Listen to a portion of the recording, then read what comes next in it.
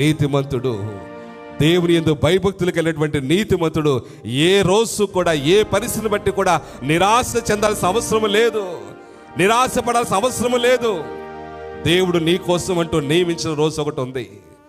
ప్రియ సహోదరుడా, సహోదరి, ఈరోజు నిరాశతో ఇక్కడికి వచ్చావేమో. ఏంటి నా పరిస్థితి, ఏంటి నా కుటుంబ పరిస్థితి, ఏంటి నా ఆర్థిక పరిస్థితి, ఏంటి సమాజంలో నా పరిస్థితి, ఇంత వయసు వచ్చినా కూడా ఇంకా తృణీకరించబడుతున్నానే, ఇంత వయసు వచ్చినా కూడా ఇంకా విలువ తక్కువగా ఎంచబడుతున్నానే, ఇంత వయసు వచ్చినా కూడా, ఇంత అనుభవం వచ్చినా కూడా జ్ఞానం లేనివాడిగా ఎంచబడుతున్నానే.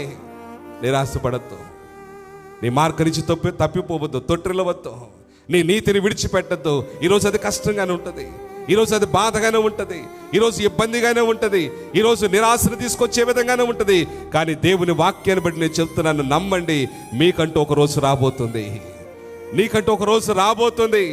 దేవుడు నిన్ను ప్రేమించి నీకోసం నియమించిన ఒక రోజు ఆయన సిద్ధం చేసే ఉంచాడు. ఆ రోజు కోసం నీకంటే ముందుగానే ఆయన ప్రణాళికలన్నీ కూడా రాసి ఉంచాడు.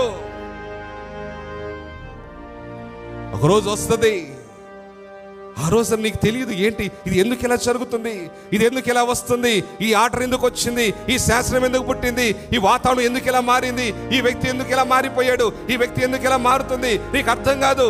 నీకు అర్థం కాని విధంగానే, నీకు ఊహించని విధంగానే నీ చుట్టూ ఉన్నటువంటి పరిస్థితులన్నీ కూడా చక చక చక చక సెటరేట్ అయిపోయి ఒక ఉన్నత శిఖరం మీద నిన్ను కూర్చోబెట్టే రోజు అది.